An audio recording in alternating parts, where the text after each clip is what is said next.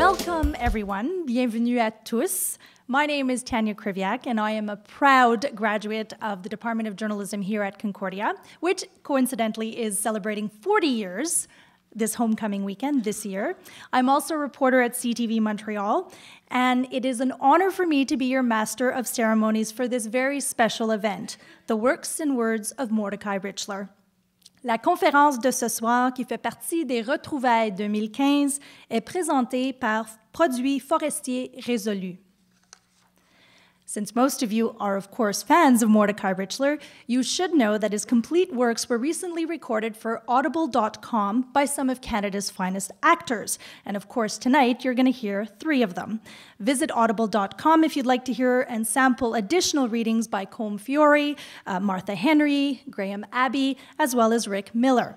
Now, in other news, Homecoming continues until, of course, this Sunday, September 27th. Consultez le site concordia.ca/homecoming pour la liste complète des réunions, des tours et des activités. And for those on social media, our hashtags this evening, as you can see, we have 3 of them: CU Richler, CU Homecoming, and CU Alumni.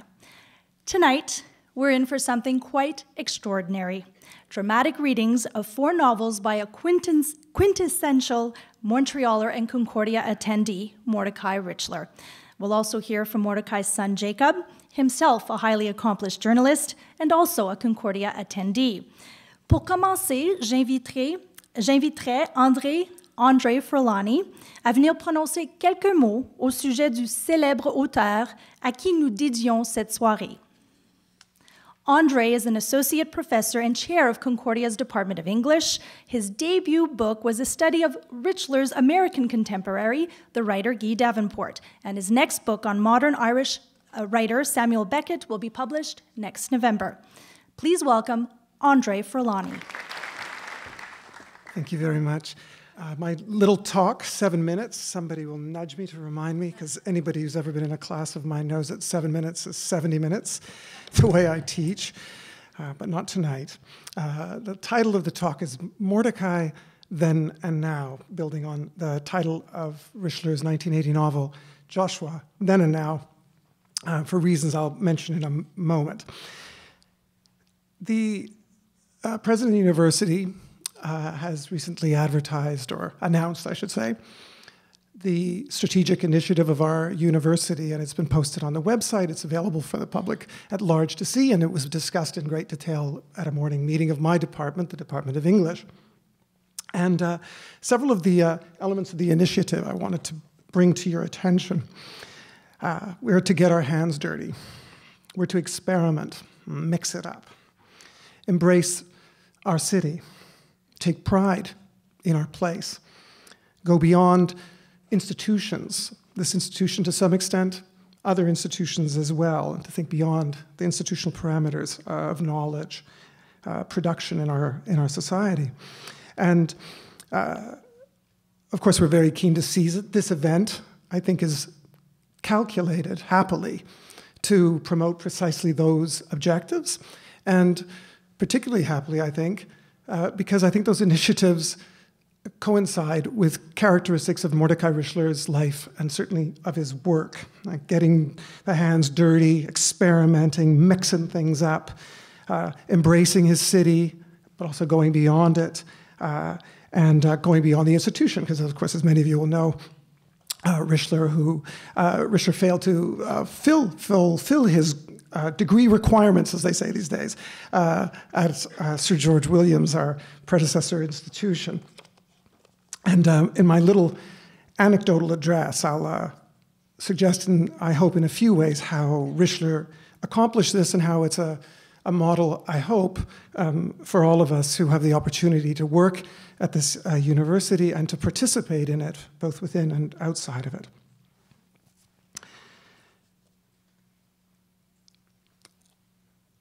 The Department of English houses very proudly, and was displayed earlier this evening, the Richler rooms, which contains effects, personal effects, including the desk, some cigar stubs, and a lot of books by Mordecai Richler.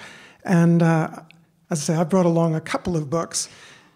from that library, which isn't going to function for us as some kind of morose, secluded area that nobody uses. In a way, it's not going to be a library, it's an atelier.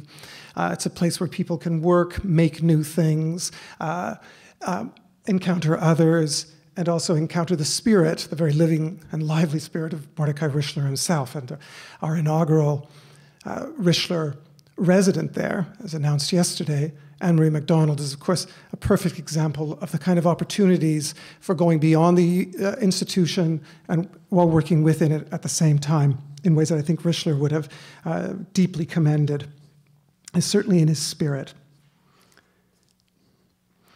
I'm going to tell a brief story, 4 minutes or so, about one of those books. Joshua Then and Now has an epigraph from a beloved author of Richler's. Indeed, the library contains a number of books by the English poet W.H. Auden. And the epigraph, as I say, to Joshua Then and Now, is one other instance of his sense of fellowship with the work of W.H. Auden. And in the summer of 1984, Joshua Then and Now was being adapted for the cinema in a film directed by Ted Kotcheff, who directed The Apprenticeship of Duddy Kravitz, and of course was an old friend of Richler's. A Robert Lantos production starring James Wood, and Alan Arkin. And I was getting my hands dirty in those days. I was actually still a journalist rather than an aspiring academic. And I went out to the shoot on the Thousand Islands. I was a student at Queen's University at the time and had a summer journalism job. And I went to see the making of Joshua Then and Now. And it was a press junket day. There are hundreds of reporters. TV Guide was asking James Wood about his recent divorce. People were suffering under about 100-degree temperature and elaborate beefeater costumes on this outdoor set and suffering. And I'd say, what are you doing? Why are you suffering from all this? And they'd say, it's the magic of movies, and I'd rush into the shadows. And as a reporter, I was among those who was invited to put questions to the members of the cast, the producers, and Richler himself. And indeed, Mordecai Richler was there. It was the first time I had the chance to see him in the flesh. And he was there with his wife, Florence. And as some of you may know, Joshua Then and Now has autobiographical resonances as an element of the book for me that, it's clearly a kind of a love letter to his wife. And there are parallels between the characterization of Pauline Shapiro in the novel and Florence Wood Richler. And I was quite struck by the way she was moving around this very hot set and managing to keep a certain degree of order about her and relaxation and comfort. And what was particularly reassuring about her was that she was walking around with a book, reading a book during this chaos of a press junket and this hot temperature on the Thousand Islands. This was near Gananoque, with all these reporters scurrying one place to the other. But she managed to build a kind of calm there, and she was reading a book. And when we sat down to lunch, all of us, I had the good fortune of sitting beside her. And I said, I'd noticed you reading a book about W.H. Auden. The book was called Auden in Love, which had been recently published, and I'd been reviewing books on Auden at that time in the local Kingston press. And so we talked about the book, and of course I was so impressed by the fact that someone was actually reading literature for once, and in this most incongruous of settings. And she very cordially described the book and her interest. And for myself, I thought, oh, this is what I want for my article. I don't want to talk about, the stars and the celebrities. This seemed to be a real insight into a characteristic of the novel and about a characteristic of a family that were, of course, literary celebrities in Canada and in some respects abroad. And just as we were sort of settling into this discussion, her husband, Mordecai, intervenes between us and sits down beside me and says, it was lunch, and prepares himself, in a sense, to accept his responsibilities as the author of the screenplay as well as of the novel, and to take questions from the prying journalists. And at the time, I was very moved by this maneuver. We'd been told, Richler is very scabrous and acerbic and contemptuous, and the media don't exactly get a fair representation in a lot of his books. But he'd come in, both in my impression of the event, to relieve his wife of the responsibility of having to deal with these curs of journalists, and also to accept his responsibility on her behalf and on the behalf of the book and the film to talk about his work. So my impression, in fact, of Richler on that day was certainly transformative of my attitudes, which had really been acquired through the media, of the kind of personality Richler had. And when the film came out a year later, and I'm watching the scene in the Trimbles' kind of Tory royalist reception in their country house, and remembering the heat and the discomfort of that day, I noticed that the book that Joshua Shapiro is at one point touching is Auden in Love, and I thought, now, was that a kind of a special effect of the movie? Did someone say, oh, we've got to have this Auden book in this scene, and someone has to notice the continuities here? If you know the novel, there's a homosexual scandal, and W.H. Auden was a homosexual, and so it plays into this motif of the book that's repeated in the film. And the book is there, and I never found out whether or not, in fact, Florence had simply brought the book, was reading it, and it made its way into the film as a kind of little family signature, or whether she had plucked the book and decided to read it. And of course, when we were unpacking the books for the Richler Library, which was a very festive occasion, I must say, because usually in academia, and I think our administrators can confirm this, most of the time, everything you do takes 5, 6 months, 100 emails, 10 meetings, series of budgetary announcements, etc. But when Richler's books arrived, it was festive. People showed up, students, faculty, and we just moved all the books in a matter of, 90 minutes, 2 hours into those two rooms. And among those books, I found Auden's In Love. It had survived, and I realized that in addition to the kind of academic richness of that library, there were also these kind of secret tales and these little stories inherent in the library that could be told. And the story I've just attempted to tell you now is really simply one of those stories. And I believe in the years to come, as we develop the resources of what I'm calling the Richler Atelier, many, many more stories will be generated, and through our writers in residence, I believe many more stories will be written, and written as well by the students of those people who come and participate in our program. With that, I'll say thank you, and good evening.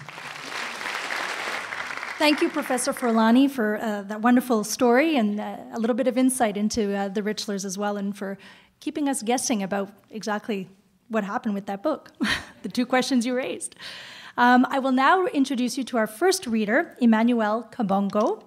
He was born in the Democratic Republic of Congo before relocating to South Africa with his family and finally moving to Toronto in 1998. He began his career in short and independent films. He has since made guest appearances on TV shows that include Flashpoint, Nikita, and Rookie Blue, all shows that I've seen, I have to admit.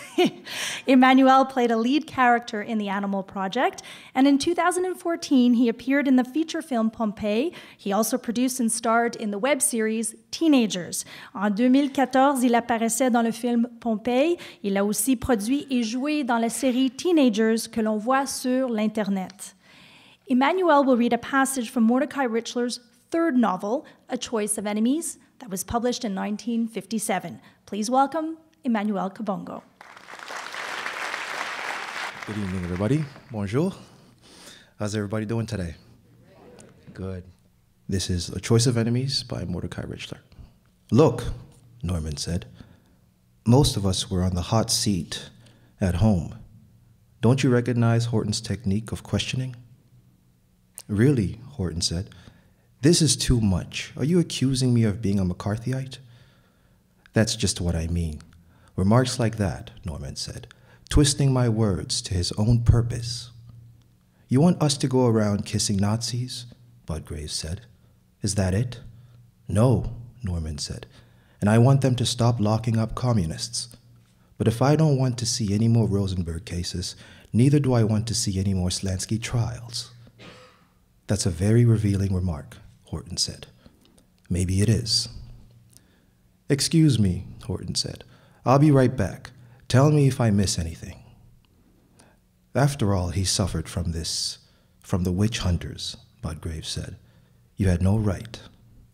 Oh, hell, Norman said. What's the use? Take it easy, Norman. Bob Landis clapped him on the back. Don't get so worked up. That's when Horton burst into the room and grabbed Norman by the collar. You! Norman struggled to break free. Are you responsible for the foul slander on the toilet mirror? Oh, hell, Norman thought. I forgot. I'm sorry, he said feebly. I only meant it as a joke. A joke? FBI agents? Is that what you find funny? Horton turned triumphantly to the others. He wrote, Colin Horton is a spy for the FBI on the toilet mirror. Bob Landis howled with laughter, but responding to a kick in his shins from Zelda, he broke off abruptly. Oh, Norman, Joey said, how could you have been so childish? How old did you say you were? Budgraves asked. Okay, Bud, Bob Landis said. Stop pushing him. Norman pulled back and swung wild and blind at Horton. Horton crashed to the floor. Fascist, Horton said. Dirty little fascist. Norman stooped to retrieve his glasses. This is crazy, he said. I don't hit people. He tried to help Horton up, but Horton shoved him away. I'm sorry, Norman said. The others turned away from him. Norman took Ernst and Sally home. I'm sorry, Ernst. My friends have behaved abominably. You weren't to blame, Sally said. I was, you know. Come on into my room for a nightcap. Norman poured 3 stiff drinks, but he didn't talk. He felt miserable and ashamed. Everything happened so quickly, he said. Restless, upset, her bosom rising and falling quickly, Sally paced up and down the room. She stopped at the mantelpiece and took down a photograph of Nicky. The photograph showed Nicky feeding peanuts to the pigeons of Trafalgar Square. Is this your brother? Sally asked. Yes. Norman turned to Ernst. I'd like to help you. I have come between you and your friends, Ernst said. I'm sorry. Maybe I can get you some work translating. I'll see. You are very kind. Suddenly, Norman burst out laughing. I've been meaning to hit Horton for years, he said. Ernst grinned. Next time, he said, we'll take them all on together. That suits me fine, Norman said. Hard as nails, Sally said, sitting down beside Ernst, the photograph of Nicky still in her hand. The both of you. Norman exploded with laughter. Again. He slapped his knees. Jesus, he said. Did you see the expression on Horton's face when he hit the floor? Fascist, Sally said, mimicking Horton. Dirty little fascist. Ernst leaped up and, adopting the posture of an inquisitor, shook his finger at Norman. Are you responsible for that foul slander on the toilet mirror? He demanded. Sally began to sway drunkenly. Everybody, she said. Everybody choose your partner for Paul Jones. All three began to laugh helplessly. Ernst doubled over, holding his sides. Sally collapsed on the bed. Norman slapped his knees. He rubbed his eyes. As they quietened down again, Norman attempted to drink his whiskey, laughed as he swallowed, coughed, wiped his mouth, and started them off on another paroxysm of laughter. When they recovered again at last, Sally wiped her eyes and, discovering that she still held Nikki's photograph in her hand, passed it to Ernst. "Look," she said, "Norman's brother." All at once, Ernst looked as though the blood had been sucked out of his face. "How did he die?" he asked. "Exactly." "On maneuvers, I think," Norman said more soberly. "There were no details."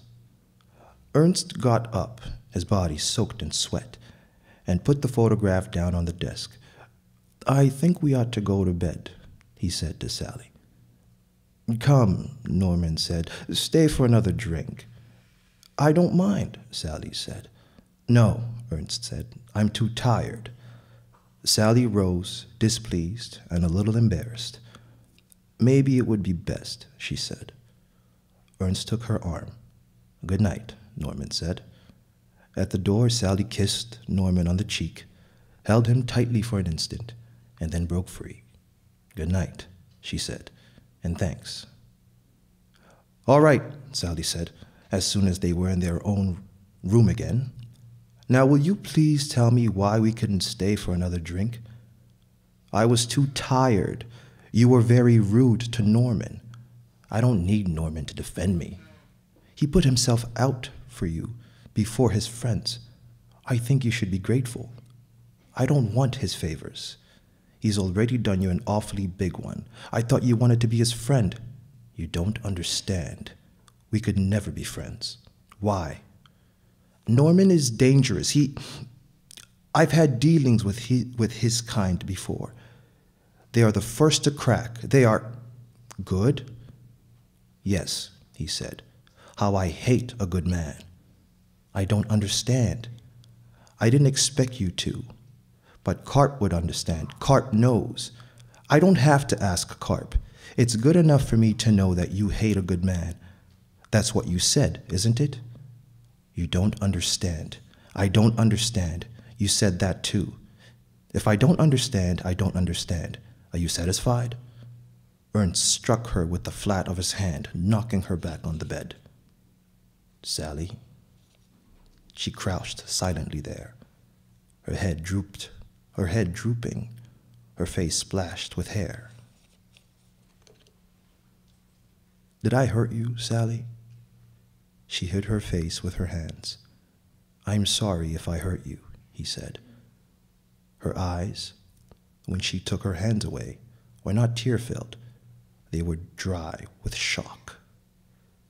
"I forgot myself," he said. Sally got up, cleared the table, and began to undress, folding her clothes with fantastic care. "Are you angry?" he asked. "Let's go to bed. You're tired." He watched sullenly and not without excitement as one by one she shed her underwear, hung them on the back of a chair, and got into her pajamas. He sat down on the edge of the bed. "Forgive me," he said.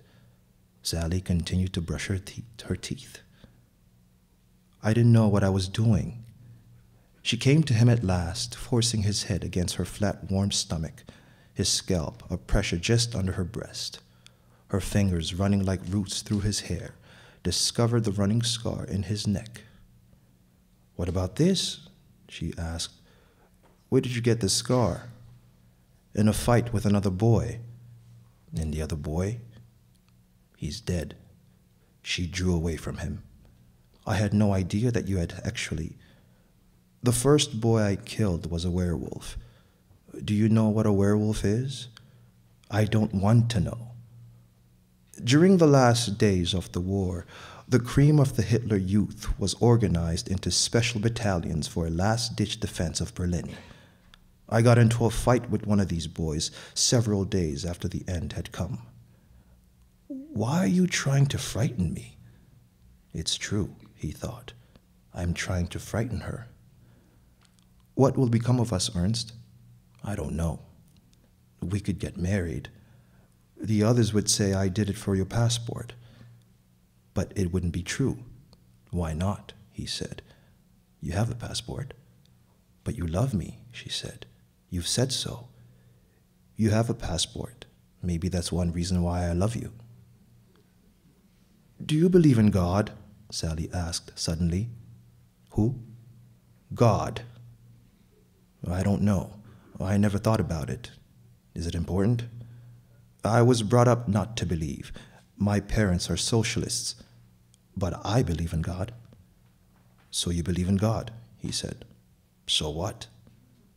It's no use. You don't understand. Yeah, that's right, Ernst said, slipping into his jacket. But we will never be able to understand each other. Our lives have been too different. Where are you going? For a walk, he said. I don't feel well. Ernst? But he was gone. Thank you. Thank you, Emmanuel. I will now introduce you to our second reader, Luke Humphrey. Natif des États-Unis, Luke s'est rapidement fait connaître au théâtre canadien. A veteran of the Stratford Festival, this year he won high praise playing Spike in the Canadian premiere of the Tony-winning comedy, this is a long title, Vanya and Sonia and Masha and Spike. Luke played the lead role in last year's hit play, The Graduate, at Montreal's Seagull Centre, and Luke will read a passage from Mordecai Richler's fifth novel, The Incomparable Atuk, published in 1963. Please welcome Luke Humphrey. Oh, this is very nice. So this is a fun satirical novel, and there's a little go at a theater critic. And as a theater actor, this was fun for me. Bone. Seymour Bone. If Bet Dolan swam into the heart of a nation with one mighty effort, then Seymour Bone, another national figure, had to plan, connive, claw, insult, lust, and rage for years before he was recognized, dominion-wide. Out of the West he came on flat, broad feet in 1945, the rebellious, ambitious, acne-ridden son of a successful Presbyterian salesman. Out of the West to conquer Toronto, the cruel capital. A fat, ungainly, red-headed boy, Bone had abandoned his native plain because his ideas, his style of life were considered too wildly bohemian by the people there. Bone openly read Samuel Butler. He advocated drinking on Sundays, quoted George Bernard Shaw, and subscribed to journals such as John O'London's. In a Rotary-sponsored debate actually to do with the United Nations, he came out flatly for premarital relations. But at the University of Toronto, Bone, to his dismay, discovered that his ideas were not considered very, very shocking. He fitted in nowhere. The intellectuals put him down for a backward, if amusing bumpkin, and the others found him a bore. Lonely, broken-hearted, he began to eat prodigiously, mostly bananas, and felt himself an utter failure until he was taken in hand by Ruthie Rosenthal. Ruthie, outspoken daughter of a Toronto pants manufacturer, was even more rebellious than Bone. At the age of 12, already an unbeliever, she said to her grandfather, "And whom, may I ask, did Cain marry?" "Communist bitch." Persecuted for her ideas, Ruthie was driven to further extremes of rebellion. She began to eat bacon. She refused to attend her grandmother's funeral. "As I am already an atheist," she said, "it would be hypocrisy for me. But she is your babo, and you are a little caca who wiped you. I won't be swayed by false sentiment." Ruthie thought it was endearing of Seymour Bone on first meeting to think he could shock her by lending her his copy of Jurgen. It was in a plain brown wrapper. "Jurgen, cabal, sweetie pie," she said. "Haven't you even heard of Henry Miller yet?" Bone took the Tropic of Cancer back to his room, his eyes almost popping out of his head as he read. There are, he had to admit, gaps in my knowledge. Ruthie filled the hole with Freud, Fanny Hill, Partisan Review, Trotsky, Auden, and others. They became an inseparable campus couple, and the day after graduation were married. A civil ceremony, of course. Bone married Ruthie because, one, this, he hoped, would prove his ultimate liberation from a provincial anti-Semitic family. Two, let's face it, the girl, being a Jewess, would be forever in his debt. She could never be unfaithful. On the contrary, she would be respectful, grateful. Three, he had come to adore Jewish cooking even more than bananas. Ruthie married Bone because, one, she wished to give her family a final slap in the face. Two, it would prove, especially to skeptical friends who predicted she would end up married to a dentist with a house in the suburbs, that she wasn't ghetto-bound. Three, being a goy, he couldn't be as smart as she was. She could direct and control him. Bone, who had expected to feast nightly on herrings, knishes, cholent, pastrami, and briskets, was served hard-boiled eggs, or, on special occasions, seafood. "I'm not a chauvinist," Ruthie said. Seafood made her vomit, but she was battling to overcome this, like other narrow-witting prejudices she had inherited. "I admire your spirit," Bone said. Ruthie, who was looking forward to sharing her bed with a bullish goy, a brute, a destroyer, a rape artist, was instead of an inhibited good Jewish boy, found that Seymour was a once-a-week rabbit. Each time this unconventional marriage was about to break up, it was saved by the couple's conventional families. Ruthie's fathers would say, "A mixed marriage can never work," and thereby drive her back into Seymour's arms. Seymour's mother would say, "If you leave her, we will forgive all and take you back," and send him lumbering back into her arms. And meanwhile, Seymour struggled. Because he liked going to plays and sleeping in late, he decided to become a drama critic. But nobody would hire him, so Seymour Bone, investing the last of his inheritance, decided to put out a critical journal of his own written entirely by himself and Ruthie, The Genius. It did not do well the first year, even as a giveaway to actors, writers, and producers, but the second year, a miracle happened.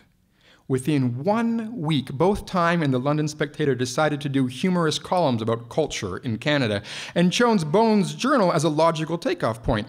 Very few people in Canada realized that their struggling no-saying critic was being ridiculed. On the contrary, most people were impressed.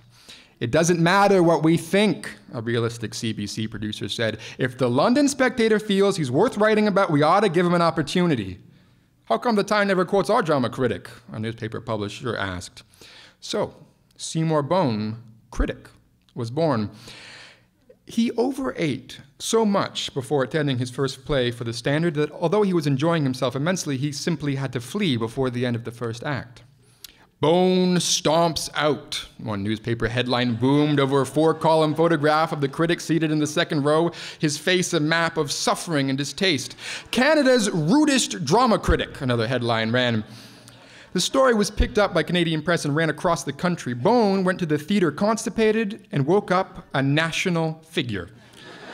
But his newly won reputation was also the ruin of his pleasure for years to come, for the truth was that Bone was delighted by most plays, especially if they were full of salty jokes or good-looking girls, but he felt that if he didn't walk out every second one, people would say he was going soft. So, walk out he did, often returning in disguise the next night to surreptitiously enjoy the rest of the play. Thank you very much. Thank you, Luc. Merci beaucoup. I will now introduce you to our third reader, Montreal native David Julian Hirsh. Je vous présente maintenant notre troisième lecteur, natif de Montréal, David Julian Hirsh. After studying in New York City, David began his acting career starring as Josh Gould in the comedy Naked Josh on Showcase for 3 seasons. He's also no stranger to Mordecai Richler. In 2007 and 2008, he played the lead role of Jake Hirsch in the CBC adaptation of Richler's St. Urban's Horseman. And then David went on to star opposite Jada Pinkett Smith in the TNT hit series Hawthorne for 3 seasons. As Rabbi David Bloom, he was Mary Louise Parker's love interest in the final season of Showtime's Weeds, and David will read a passage from Mordecai Richler's breakthrough novel, The Apprenticeship of Duddy Kravitz, published in 1959. Accueillons David Julian Hirsh. The first one will be a little bit about Duddy. Listen, Duddy said, what kind of a friend are you? You must know a lot of nice Jewish girls in Outremont. How come you never fix me up? Well, what about Yvette? Bernie said, embarrassed. Yvette? I could never marry her. She's my girl Friday. Well, does she know that? Well, it's one of the first things I ever told her.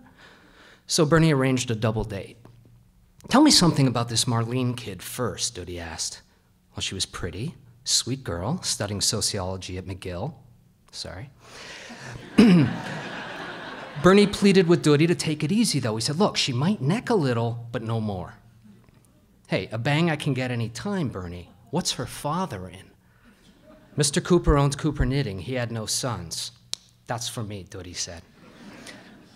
But he had a lousy time. So did Marlene. And for Bernie, it was an awful evening. Duddy behaved in a stiff and unnatural way. He was embarrassingly aggressive about paying all the bills wherever they went. He insisted on discussing Shakespeare and Patchen with Marlene, and whether or not Canada would be wise to pull out of the UN. She's a very refined girl, Duddy whispered to Bernie at one point. I think she goes for me too, but help me for Christ's sake. I'll dance the next one with Charlotte. You build up to her while I'm gone, okay? But while Duddy was gone, Bernie had to pacify Marlene. I'm sorry, he said. I don't understand what got into him tonight. What a drip. He told me Cooper Knitting turned out some of the finest sweaters on the market. He wanted me to tell my father that. Marlene wouldn't go out with him again. And there were other girls, but few of them would see him twice. Do you think I'm ugly? Duddy asked Virgil once. Be objective. Well, no, there's so much character in your face. I think so too, I just can't understand. And he couldn't understand, but he was relieved too. I've got plenty of time to find myself a rich wife, he thought. Meanwhile, with Yvette, he could be himself. She came from a poor family too, and she knew that a guy's underwear got dirty sometimes and didn't look disgusted if you scratched your balls absently while you read Life on the living room floor.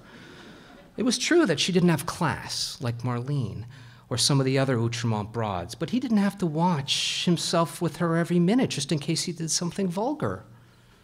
With those rich girls, probably a guy couldn't even read in the toilet. I'm just going to read a little letter that Uncle Benji then writes to Duddy right before he died, when he passed away from cancer. And then Duddy, one afternoon, finally stumbles upon the letter and reads it. Dear Doodle, I've lived 54 years and lots of terrible things have happened to me, but I didn't want to die. That's the kind of malarkey you can hear on the radio any Sunday morning, but I didn't want to die, and I'd like you to know that. I wish there were some advice, even one lousy little pearl of wisdom that I could hand down to you, but it's not for lack of trying, Doodle. I have notebooks full of my clever sayings, don't worry. Experience doesn't teach, it deforms. Some Oscar Wilde I would have made, eh? Anyway, I've burnt the notebooks, I got no advice for you. Wear rubbers in winter, don't go bareheaded in the sun. It's a good idea to brush your teeth twice a day. That, Doodle, is the sum of my knowledge, so this letter isn't it's not to teach you how to live. It's a warning, Doodle. You're the head of the Kravitz family now, whether you like it or not. It took me by surprise, I thought it would be Lenny. He was the bright one. Okay, I was wrong. Your Zeta, bless him, was too proud. I was too impatient. I hope you'll make less mistakes than we did. There's your father and Lenny and Ida, and soon I hope there'll be more. You've got to love them.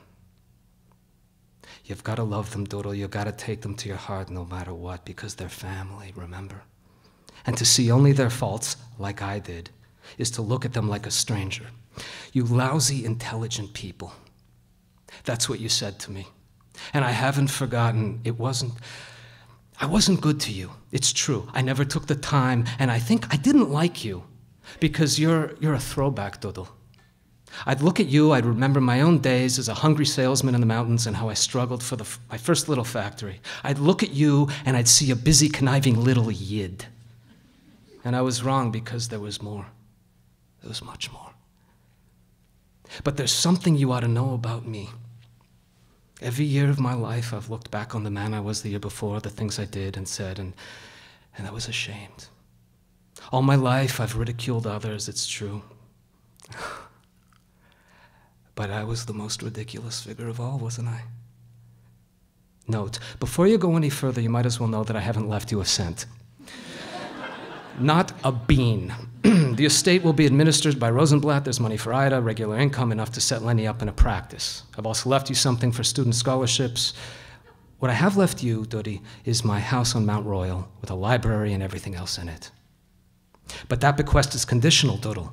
You are not allowed to sell it. If you don't want to live in it with your family when you have one, then it reverts to the estate and Rosenblatt will sell it.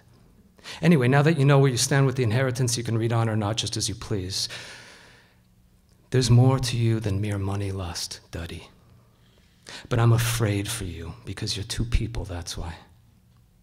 The scheming little bastard I saw so easily, and that fine, intelligent boy underneath that your grandfather, bless him, saw. But you're coming of age soon, you'll have to choose. A boy can be 2, 3, 4 potential people, but a man is only one. He murders the others. There's a brute inside you, Doodle, a regular behemoth, and this being such a hard world, it would be the easiest thing for you to let that overpower you. Don't, Doodle. Don't. Be a gentleman, a mensch. Take care and God bless. Uncle Benji. Thank you, David. Merci beaucoup. I now have the pleasure of introducing you to our final reader, Anne-Marie MacDonald. Anne-Marie is a Montreal-based novelist, playwright, and Gemini Award-winning actor.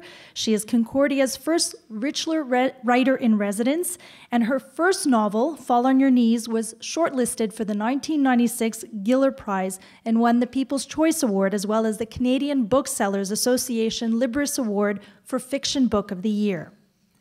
The Way the Crow Flies, paru en 2003, fut parmi les finalistes du Giller Prize et est devenu un best-seller international.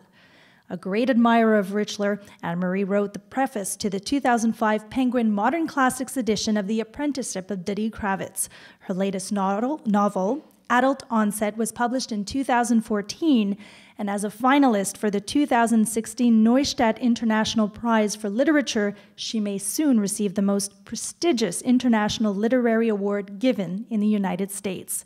As Concordia's first Richler writer-in-residence, Anne-Marie will record digital dispatches available from the Walrus magazine's website at thewalrus.ca. Tonight, Anne-Marie will read a passage from Richler's acclaimed final novel, Barney's Version, published in 1997. Accueillons Anne-Marie MacDonald. I was Morty's last patient of the day, but even as we retired to his office schmoozing, a raging Duddy Kravitz whacked open the door and burst in on us, shedding his cashmere topcoat and white silk scarf, revealing his snazzy tux. Dismissing me with a perfunctory nod, he turned on Morty. I need a disease. I beg your pardon? It's for my wife. Look, I'm in a terrible hurry, and she's waiting in my car. It's a Jag, latest model. You ought to get one, Barney. You pay cash, you can knock them down. She's in tears. Because she hasn't got a disease? Duddy explained that his millions notwithstanding, never mind his donations to the Montreal Symphony Orchestra, the Art Museum, the Montreal General Hospital, McGill, and his whopper of an annual check to Centraid, he was still unable to crack Westmount society to his wife's satisfaction. But tonight, en route to the museum's strawberry and champagne ball, they usually seat us at a table in the bleachers, he said. I had a brainwave. There has to be a disease out there not yet spoken for. Something for which I could register a charitable foundation, organize a ball at the Ritz, fly in some big-name ballet dancer or opera singer to perform, who cares the cost? And everybody would have to turn out. But it's a tough call. Don't tell me, I know. Multiple sclerosis has already been nabbed, so has cancer, Parkinson's, Alzheimer's, liver and heart diseases, arthritis, you name it, it's gone. What I need is some disease still out there, something sexy I could start a charity for and appoint the Governor General or some other prick honorary patron. You know, like Sister Kenny, or was it Mrs. Roosevelt in the March of Dimes? Polio was terrific. Something kids get, tugs at the heartstrings. People are suckers for it. What about AIDS? I suggested. Where have you been living? That's long gone. Now, there's that thing that women get. You know, they eat like pigs, then stick 2 fingers down their throat and vomit it out. What's that called? Bulimia. It's disgusting, but if Princess Diana has got it, it could have lots of appeal for Westmount types. God damn it, said Duddy, glancing at his watch.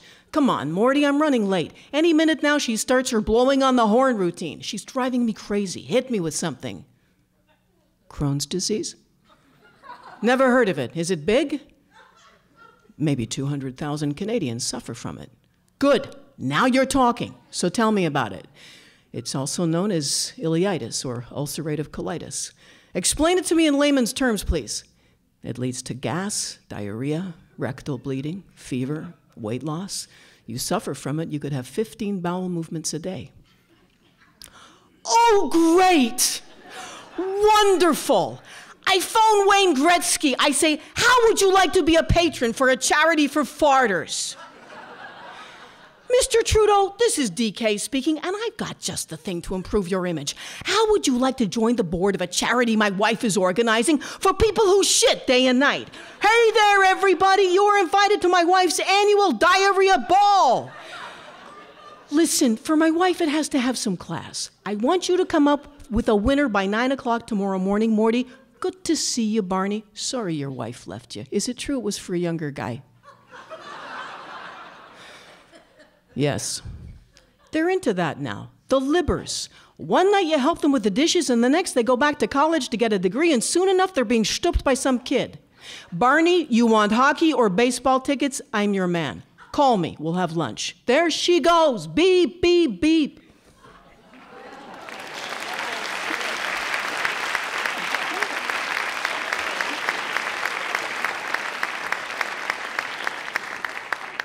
This is another favorite passage of mine. Norman Friedman had been among the more than 200 guests who came to my wedding at the Ritz-Carlton Hotel. Black tie, evening gowns. Boogie stoned and me blasted, my mood vile, as I longed to be in my seat in the Reds in the Forum. Damn, damn, damn. The Canadians could clinch their 4th Stanley Cup in a row in my absence.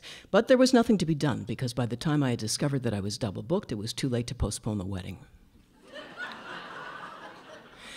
And remember, the 1959 Club de Hockey Canadien was one of the greatest teams of all time. Consider the lineup. Jacques Plante in the nets. Doug Harvey, Tom Johnson, and Jean-Guy Talbot minding the blue line, and up front, Maurice and Henri Richard, Bernie Geoffrion, Dickie Moore, Phil Goyette, Ab MacDonald, and Ralph Backstrom. But alas, the Canadians were without their best playmaker for the Cup finals. Big Jean Beliveau had taken a bad fall in the 3rd game against Chicago in the semifinals and was out for the rest of the season. Immediately, we were pronounced man and wife. I kissed the bride and made straight for the bar. What's the score?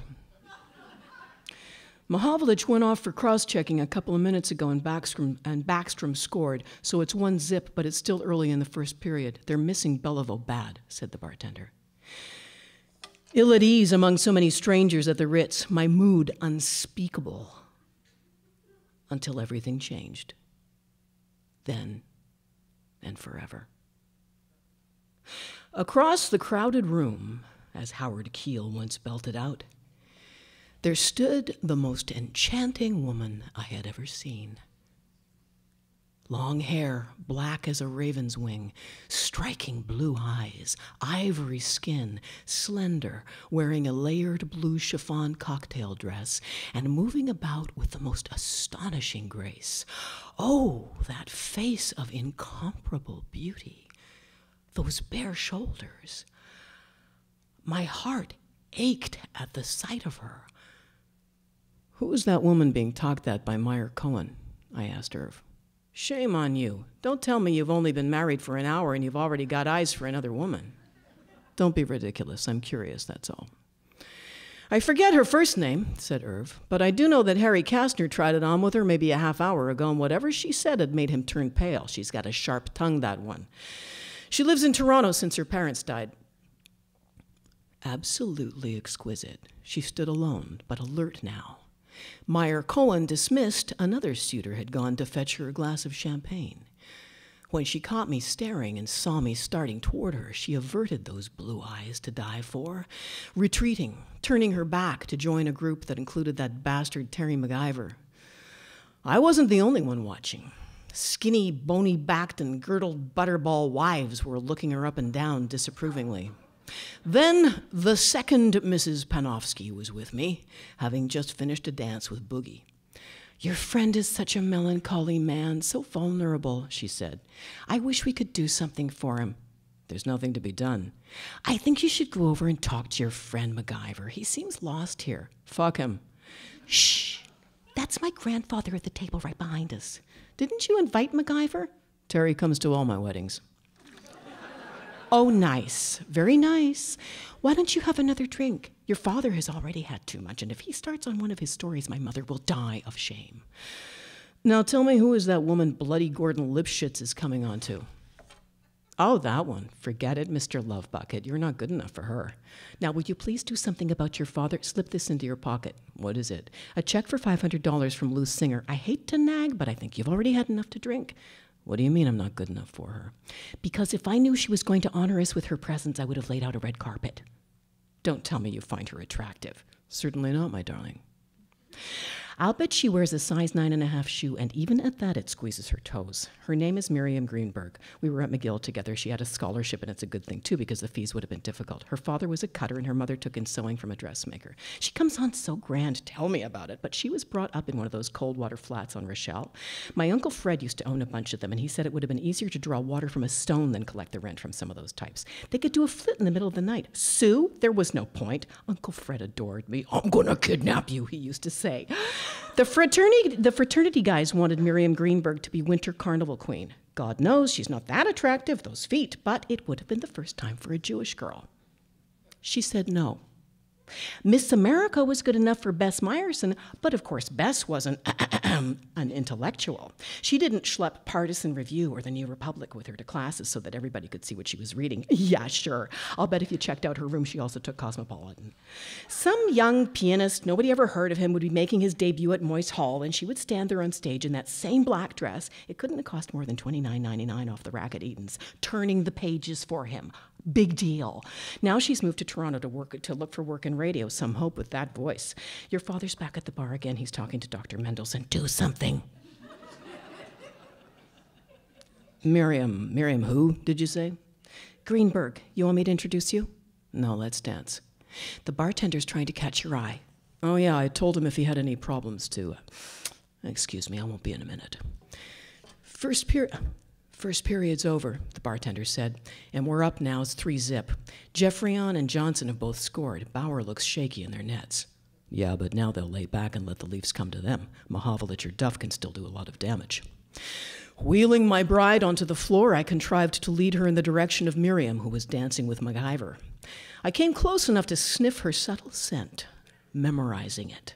A soupçon of joy applied to her temples, the backs of her knees, and the hem of her skirt, as I would eventually learn.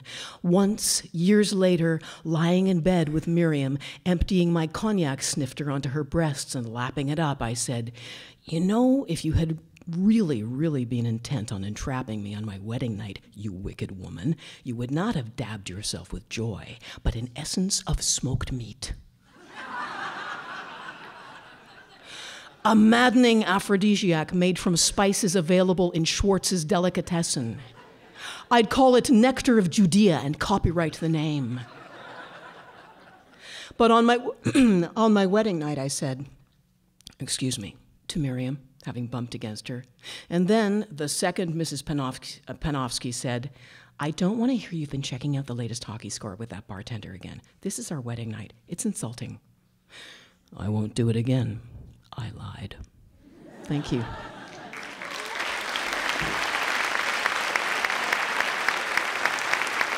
Thank you. Thank you. Thank you. And I would like to say thank you to Concordia University, to the Richler family, to Michael Levine, and to everybody who's made this evening, and certainly my residency possible, and especially to thank Mordecai. Thank you. Thank you, Anne-Marie, and thank you to all our readers for bringing those books to life for us here tonight. Well, this concludes the dramatic portion of this event, although our keynote speaker may add some drama moments of his own. Jacob Richler est un journaliste chevronné qui est chroniqueur gastronomique pour la revue Maclean's. He writes about fast things as automotive columnist for Canadian Business Magazine. He also serves as editorial director at Canada's 100 Best Restaurants. His book on Canadian cuisine, My Canada Includes Foie Gras, was published in October 2012. Bien entendu, Jacob est aussi le fils du romancier Mordecai Richler et de son épouse Florence Richler. He was also the inspiration for his father's Jacob Tutu trilogy of children's books. Tonight we have the special privilege of hearing Jacob share insider knowledge. Please welcome Jacob Richler on the works and words of Mordecai Richler. As I pointed out once before, it is a very rare thing indeed for a university to posthumously honor one of its dropouts with his own eponymous library and reading room, not to mention a writer-in-residence program. And it is rarer still that the honoree's son, another dropout from the same university, be asked to give a speech commemorating all that. So I want to thank Concordia and its president and vice chancellor, Alan Shepard, who I understand is out of town, for forgoing academic convention and inviting me here today to give this address. My father had an interesting history with this university, sort of. First in 1950, he attended Concordia's precursor, Sir George Williams. Then in 1951, he quit the school and this city for Europe, which is where you had to go back then to earn your stripes if you wanted to become a serious writer. He did, of course, and a couple of decades later, returned here briefly to have a go at teaching creative writing, even though he considered it to be unteachable. All that aside, I'm afraid that when I think of my father and Concordia, what comes to mind is an evening in the early 90s when he gave a speech on the writing life to a packed auditorium in the Hall building, if I'm not mistaken, this very one. My mother was out of town, and I came along to keep him company and lend some support. Unsupervised as we were, we decided to break up the long walk over here from our apartment at Sherbrooke and Mountain Street with a refreshing dose of happy hour at Winnie's. His speech on the writing life went brilliantly, of course, but then it was question period and time to go off script. Naturally, he did not much care for those post-speech Q&As. Frankly, the very idea of questions made him prickly, even hostile. There was the possibility of unpleasant surprises, but mostly the inanity of questions about his personal routine got to him. For some reason, someone always wanted to know what kind of typewriter he used when he got up in the morning and when he had breakfast, as if his daily plate of pickled herring and tomatoes was the real secret to getting published in the New Yorker. This time, instead, the first question came from a young female student, fumbling and inarticulate, who explained to him and the packed auditorium that she'd been writing a lot lately. Her parents kept reading her stuff and telling her that it was, like, incredibly great. What should she do now? Leave home, he said. Nowadays, it may be unfashionable or even unthinkable, or maybe just refreshing, but regardless of how you feel about it, the fact was my father did not believe in encouraging people at things that he did not consider them to be cut out for. He did not sow false hope. Even at home, his preferred style was never to offer lots of advice and encouragement, but instead to lead by professional example. When he did feel that any of his kids needed advice and direction, his manner of communicating it was unconventional, or at least it was with me. For example, a few years before that reading, already practicing for my later approach to my studies at Concordia, I dropped out of Marianopolis, just up the street. One afternoon, I returned home from work and headed off to my bedroom. There, upon shutting the door, I discovered that my treasured Sports Illustrated swimsuit calendar that hung there had been tampered with, defaced. The lovely Renee Simonson was still there, rising out of the surf in a wet and nearly translucent bikini. but her moistened and suggestively parted lips had sprouted a speech balloon. And in my father's unmistakable scrawl, she was now saying to me, "Come back and see me when you've got a proper education, big boy."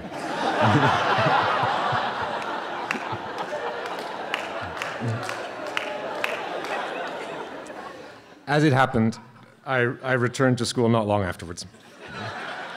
And by the time I ended up here in the history program, I was making a modest income on the side in journalism, mostly writing occasional columns for the now defunct Montreal Mirror. This seemed to please my dad. At any rate, he did enjoy the opportunity of offering concrete advice on a career choice he thoroughly understood. Writing to him was actually a career choice with plenty of good logic behind it. As he put it in one of his essays on the subject, "The truth is, everybody I knew in high school who wasn't going to be another Hank Greenberg or Maurice the Rocket Richard was willing to settle for being a writer. As far as we could make out, Hemingway set his own hours. He seemed to go fishing whenever he felt like it. He was on first-name terms with Ingrid Bergman and Marlene Dietrich. It had to be a good life." The advice he passed on about how to go about it was invariably pithy and to the point, more often than not served up in one of our many shared local watering holes, like the appropriately named Grumpy's down on Bishop Street, or Ziggy's, a place I introduced him to on Crescent. And the advice that comes to mind today was on the subject of public speaking. "Don't ever let anyone record or print any of your speeches," he told me. "No price is high enough. You never know when you'll need that speech again." Words to live by. My father, in fact, built an entire speaking career on 2 speeches. One, titled "Why I Write," was the one he dusted off for Concordia that night. And the second was, of course, on the subject of Quebec separatism. 2 subjects that seldom changed and so never needed more than an occasional tweak. Needless to say, the contemporary video and audio recording mobile phone would have been anathema to him. Actually, all cell phones were. He was something of a Luddite and was confounded even by how the auto-reverse cassette tape deck in our car managed to play both sides without turning the tape over. He did not use a word processor. He resisted even the advent of the electric typewriter. He typed with 2 fingers and hard. He considered it to be exercise. I was reminded of that vividly a few years ago when my mother, brothers and sisters and I got together to pack up the family cottage on Lake Memphremagog. In my father's office, much of which now resides next door in the Mordecai Richler reading room, we opened a cupboard and found it stacked with dozens of discarded electric typewriters. Not broken exactly, but retired, because their keyboards were completely blank. For in the transition from manual to electric, he never learned to lighten his touch, and so hammered away at the keys so hard all day that the letters stenciled there wore off. Each morning, and if need be, several times a day, he would then write the missing letters on the blank keys with a black indelible marker. Once, seeing him emerge from his office at day's end, yet again, with the tips of his forefingers soot black, like a freshly fingerprinted police suspect, I just had to ask the question, "Dad, shouldn't you know where the keys are by now?" "Shut up," he said. Unsurprisingly, when Apple Computers rang up with a proposal offering a free computer and other goodies in exchange for his endorsement, he turned them down, as he had no idea what he could do with it all. But then he also once declined the invitation to appear on Late Night with David Letterman because he'd never heard of him. And another time turned down a sizable offer of posh new threads from a Toronto men's fashion retailer just because he found out they were only offering him the same deal and not a better one as what they had just given a Toronto short story writer he didn't think much of. But then one day, he did finally find an endorsement he wanted. What happened was this. Just as Dad was finishing up Solomon Gursky Was Here, his old friend Ted Kotcheff, the film director who made Duddy Kravitz, rolled into town, fresh off a project with Alan Scott. Now, Alan is a very successful producer and screenwriter whose numerous credits include such films as Don't Look Now, that 1973 thriller with the famously racy sex scene with Donald Sutherland and Julie Christie. But of far greater interest to my father was the matter of Alan Scott's family business, the one he ran on the side, the Macallan Distillery, makers of Dad's favorite single malt.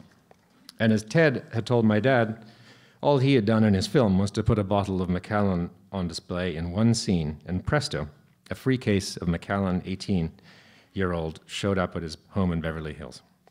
Well, Gursky was still in manuscript form, and when I read that typescript, every time Moses Berger reached for a glass or a bottle of Glenfiddich, as he did quite a lot, the word was crossed out, and in my dad's hand, Macallan was instead tenderly written in above by hand. It was a 600-page typescript, give or take, and he could have saved a lot of time with a simple search and replace operation with that Apple word processor, but no matter. 2 cases arrived by publication date. Now, I don't want to leave you with the wrong impression that with booze, anything would do. The fact was, Dad was, as with all things, extremely discriminating with liquor sponsorship. To illustrate this, I'm going to finish tonight with the real story behind a mini scandal that plagued the publication of an excerpt from Barney's version in Saturday Night magazine. It was 1997. I was working as an editor there when Absolute Vodka signed on as our literary sponsor with lots of ad money that Saturday Night badly needed. The featured excerpt from the book was the one Anne-Marie was just reading from. It's the chapter in which Barney meets Miriam, his third wife, who rather inconveniently shows up at his second wedding. As it happened, Dad met my mother at his first wedding, and recognizing a good coincidence when he saw one, our editor, Ken White, somehow convinced Dad to dress up in a wedding-appropriate tuxedo for a photo shoot for the magazine cover. The problem was that inside the magazine, Absolute was everywhere. The chapter was even branded Absolute Mordecai. And somehow, the story got out that Absolute had obtained advance copies of my dad's story and then requested and obtained some changes. Much outrage ensued. Even the Globe and Mail ran an editorial about the blurred lines of editorial control at a national cultural institution. Naturally, we at Saturday Night denied everything, and Dad, stepping up to the defense of his friend Ken White, our editor, even wrote a letter to the Globe defending him, stating emphatically that Ken had resisted Absolute completely and no changes at all had ever been made. Ken White was a rock, Dad wrote in his note. Tonight, for the first time, I can reveal that Absolute did in fact get an advance proof for that magazine, and they did request changes. The problem from their point of view was the scene where Barney and his father, Izzy, staggering drunk, get cut off at the Ritz bar by request of the bride and her meddling father. That's when Izzy flashes his police badge, grabs a bottle of Johnny Walker Black from behind the bar, a competitor's brand. Never mind that the wedding was supposed to take place in 1958 and that Absolute as we know it did not make it to market until 1979. Absolute still wanted that Johnny Black to become a bottle of, you guessed it. So Ken White sent a note along to Dad requesting the change. Fortunately, I happened upon the fax with which he replied, and I made and kept a copy. This is what it said. June 13th, 1997. Dear Ken, you have a choice. You may substitute, quote, the nearest bottle of scotch for the, quote, the nearest bottle of Johnny Walker Black. Or you may insert the following. Izzy reached for the nearest bottle on the bar. Oh my God, I said, that's vodka. What's wrong with vodka? It leads to blindness, impotence, and cancer. Only communists drink it.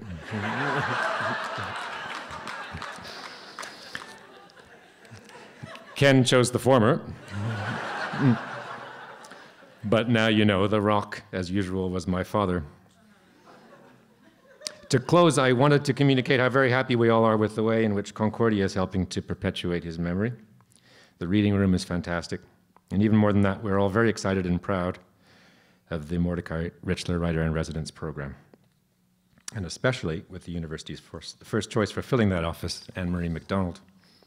She's an exceptional novelist and a wonderfully engaging person. When my mother called from London the other day, where she's living it up, but regretfully, she asked me to communicate her regrets about not being able to make it here tonight. Most of all, she wanted me to tell Anne-Marie that she didn't think the university could possibly have made a better choice. The students are lucky to have her, so I hope they make the most of it and don't drop out. Thank you. Thank you very much, Jacob, for sharing those stories and giving us that personal insight. I think we're all going to go home tonight and just remember that fax that your father sent. It's quite the story. Thank you also to all our presenters this evening. Un grand merci de mon alma mater, l'Université Concordia. Now it's my turn to quote the late, great Mordecai Richler. In Son of a Smaller Hero, he wrote, "There are 3 sides to every argument. Yours, the other guy's, and the right side." Thanks to everyone who joined us here on the right side of tonight's Odyssey. Une telle participation d'amis et d'anciens est un véritable hommage à Mordecai Richler. Good night, bonsoir, and happy homecoming, everyone.